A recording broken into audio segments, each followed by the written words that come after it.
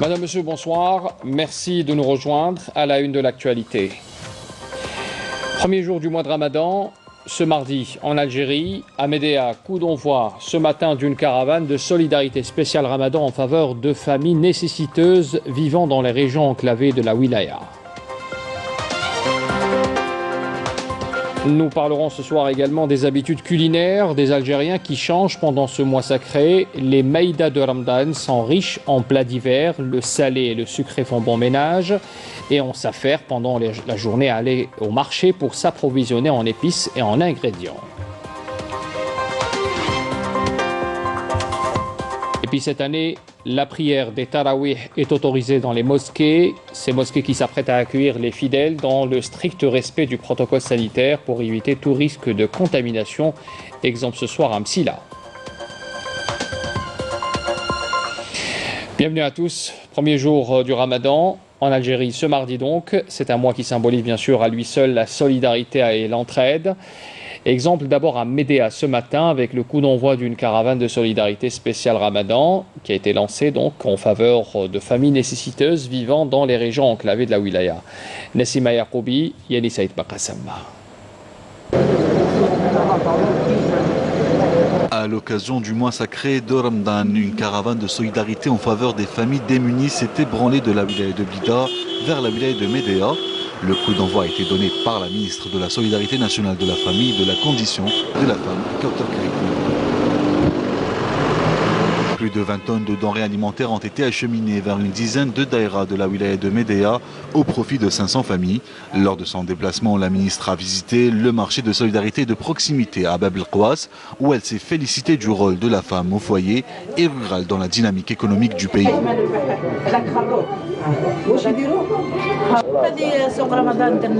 Le marché de proximité a été créé d'une part pour faire connaître nos produits, mais aussi pour aider les démunis. C'est une occasion d'encourager le produit local et la production nationale, surtout le rôle de la femme rurale.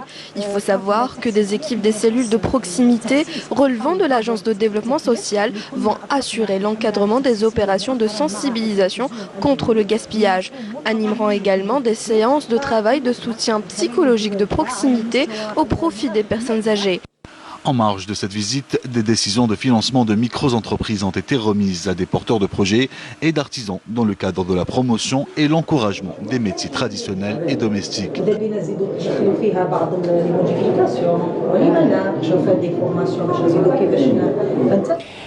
Les habitudes culinaires des Algériens changent pendant ce mois sacré de Ramadan. Les maïdas de Ramadan sont riches en plats divers, le salé et le sucré font bon ménage et on s'affaire pendant la journée à aller au marché pour s'approvisionner en épices et en ingrédients. Naïm Al-Walish a fait un tour au marché et nous est revenu avec ce reportage. Shorba et hamlahlou, ces fondamentaux de la table du Ramadan, nécessitent un passage obligé chez les vendeurs d'épices et autres marchands de fruits secs pour qui le mois sacré représente une grosse période. Si il y a quelque chose de nouveau, par exemple, je peux prendre. Parce qu'il y a des épices qui arrivent, des nouveaux, par exemple, comme le sel, là, de l'Himalaya, le rose, là, non, le rose. Il y a des épices qui ne sont pas mélangées parce que je n'achète jamais les épices mélangées. Je les achète en grains. Je les lave, je les fais sécher et je les moue. Moi, je suis prête. Je suis prête, sauf le hamlahlou, je n'ai rien acheté encore. Un peu de pruneaux, un peu de raisins secs, pour faire le hamlahlou. Voilà, c'est ça. Ça a beaucoup coûté ou Ben oui, c'est quand même assez cher. Ça veut dire pour les fruits secs, c'est un peu cher. Moi, je prends juste un peu. Je ne suis pas obligée de prendre 1 kilo. Je prends juste 250 grammes, 100 grammes par-ci, 100 grammes par-là. Puis ça marche. J'ai acheté des pruneaux. Des raisins secs, ainsi qu'un peu d'amandes pour mettre sur le hamlahlou. Chaque année, c'est la même... Je respecte, c'est la tradition. C'est la tradition. Tout. Chaque année. نشري هذوك لي زاسيت تاع الشوربه قدره تاعي تولي كل عام نشري قدره واحده جديده الفال تاع رمضان ان شاء الله. Alhamdoulilah, شوفي رانا خير من العام اللي فات الحمد لله. اسمها راهي دات شويه On travaille beaucoup mieux que l'an dernier, on respire vraiment, on peut même parler de la reprise de l'activité commerciale après 7 mois d'arrêt. Nous sommes à peu près à 30% du chiffre d'affaires alors que l'an dernier, on bouclait à peine les 10%. 25 تروح حتى ل 30%. صافا بدات تربروني بدات تشري بدات Ça va, ça reprit, les gens achètent et nous avons atteint les 45% du chiffre d'affaires. Les gens achètent beaucoup les pruneaux, les amandes aussi. حاجه خفيفه زبيب يعني ليسونسيال تاع حمل حلو انا سبيسياليتي حمل حلو على كل حال. Le ramadan, c'est aussi une occasion de se plier au rituel, de s'offrir un bol tout neuf qui trônera sur la table exubérante du ftor. Il y a donc foule chez les marchands de vaisselle qui voient leur chiffre d'affaires carrément bondir à près de 100%. J'ai acheté des trucs pour les amandes, pour mettre les amandes, les cacahuètes. C'est un service, c'est un petit service. J'ai acheté des thermos pour le café et pour le thé. J'ai acheté des assiettes, des bols. Les épices, oui, bien sûr, ça c'est déjà fait. Je les ai achetées la dernière fois, les épices, tout ce qui est fric, épices, zbib, tout ça, on a acheté tout ça. Chaque année, c'est ça le rituel Tana. Et parce que c'est le ramadan, donc on se prépare pour faire le carême avec une bonne baraka, bien sûr. Enfin, on n'achète pas grand-chose, mais on achète juste des choses le plus nécessaire. Avant Ramadan, sur la pression تكتر علينا, la vaisselle c'est une habitude pour les Algériens qui يجوا la vaisselle جديدة. Donc les ventes reprennent. Les ventes ماشي غير reprennent, يزيدوا بزاف. En Berne, pendant plusieurs mois, pour cause de pandémie, certaines boutiques voient leur activité commerciale reprendre de plus belle à la faveur d'un mois sacré où l'on s'autorise quelques gourmandises. Toujours dans l'actualité de ce mois de Ramadan, direction la wilaya de Béchar qui vit ce mois entre spiritualité et tradition culinaire. C'est une région du pays qui se distingue, vous le savez, par la présentation de plusieurs variétés d'épices. Dans ces marchés, nous sommes allés à la rencontre d'une famille Béchari pour nous faire part de leur quotidien durant ce mois sacré. Yamina Saïdji. Comme chaque année en cette période, les effluves d'épices commencent à se dégager du vieux marché de Béchar, annonçant l'arrivée du mois sacré et offrant aux consommateurs une variété de saveurs et de couleurs, de quoi relever le goût de leurs plats. La première chose que les femmes de la région font avant l'arrivée du mois de Ramadan, c'est de préparer Ras el-Hanout. Avant le mois du Ramadan, nous préparons Ras el-Hanout, un mélange d'épices spéciales Harira ainsi que des herbes de Provence. Nous préparons aussi un mélange connu pour ses vertus thérapeutiques et culinaires. Cette préparation est à base de cannelle, de gingembre, de clous de girofle et de muscade pour sublimer les plats et révéler les goûts de nos mets traditionnels.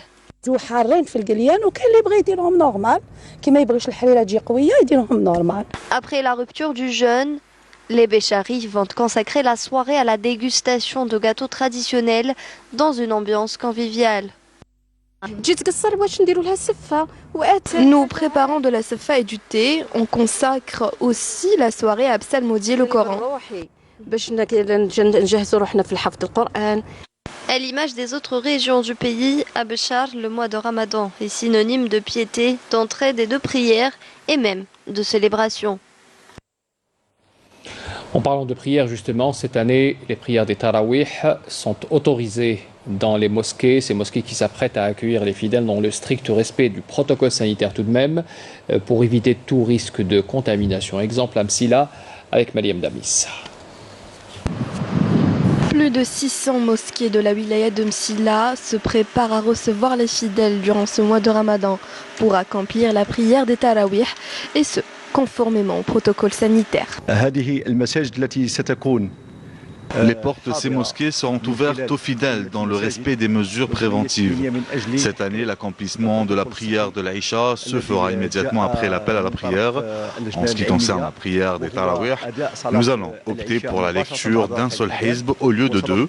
Les fidèles doivent préserver leur santé en appliquant les gestes barrières. Pour rappel, cette année, les femmes enceintes, les enfants et les personnes âgées sont appelés à accomplir la prière des Tarawih chez eux pour éviter tout risque de contamination. Une journée de sensibilisation a été organisée au niveau de la mosquée Omar ibn al-Khattab à Meshriya dans la wilaya de Naama. Le but étant d'élargir, voire augmenter le nombre de bienfaiteurs et du montant de la collecte pour la solidarité entre musulmans. Commentaire Nakhla Al-Albi.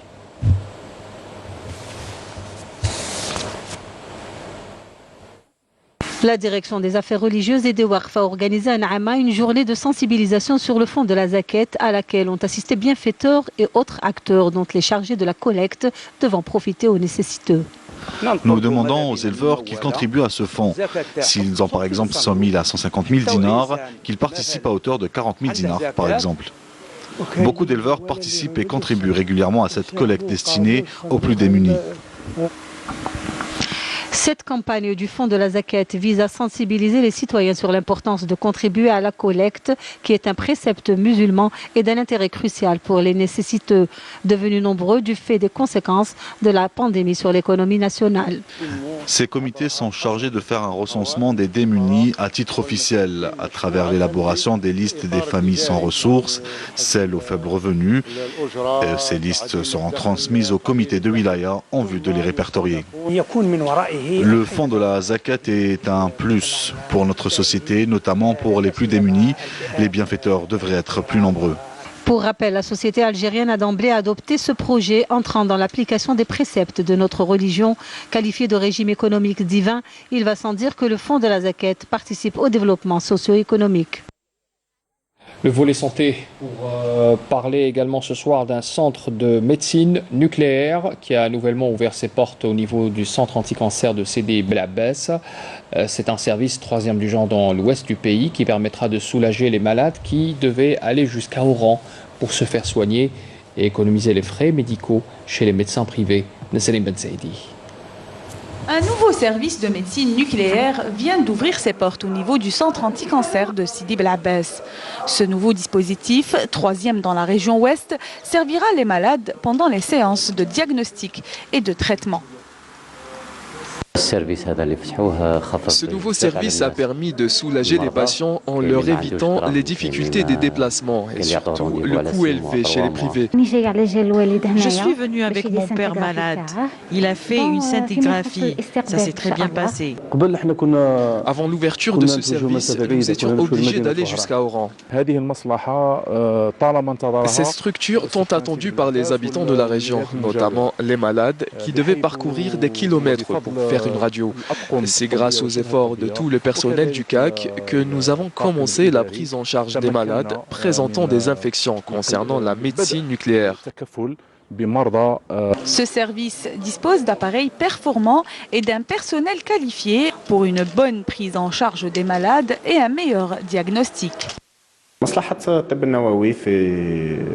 service dispose de 3 structures, un laboratoire, une structure de soins nucléaires et une structure dédiée à la scintigraphie.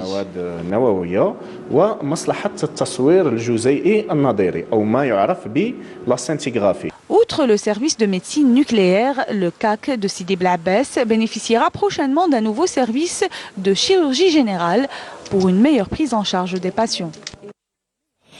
En politique, la présidente du parti Tajamou' Amal El-Jazair, Fatma Zahra Zarwati, a annoncé aujourd'hui la participation de son parti aux élections législatives prévues le 12 juin prochain. Elle avait organisé donc ce point de presse durant lequel elle avait indiqué que le parti a réuni les conditions de participation aux élections prochaines pour les comptes du renouvellement de la Chambre du Parlement. Et puis à l'actualité également, c'est à l'étranger où des centaines d'habitants de la ville de Boufakran, dans la région de Meknes au Maroc, ont manifesté hier après le suicide d'un homme victime de violences policières. Des vidéos transmises en direct répercutaient la colère des manifestants scandant des slogans contre la Hogra. Le point avec Naïma Chekchek. Ayant la quarantaine, le jeune qui a mis fin à sa vie vendredi dernier a expliqué dans une lettre laissée que la raison de son acte vient en réponse à la violence et les insultes et critiques dont il a fait l'objet par 2 agents des forces de l'ordre. Il a ajouté qu'il tient pour responsables les autorités locales et les personnes qui l'ont insulté et battu.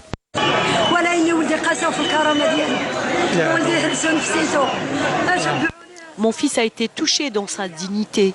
Il m'avait expliqué qu'ils l'ont sauvagement frappé, puis entré dans leur véhicule où ils ont poursuivi leur violence sur lui.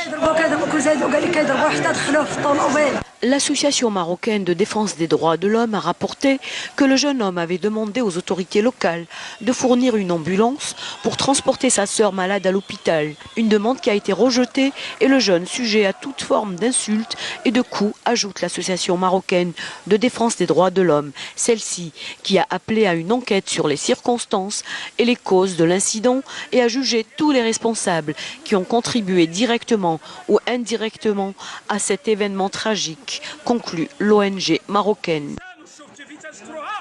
C'est la fin de ce journal. Le prochain point avec l'actualité, le journal en langue arabe, c'est à 18h30. C'est le nouvel horaire pour le mois de Ramadan.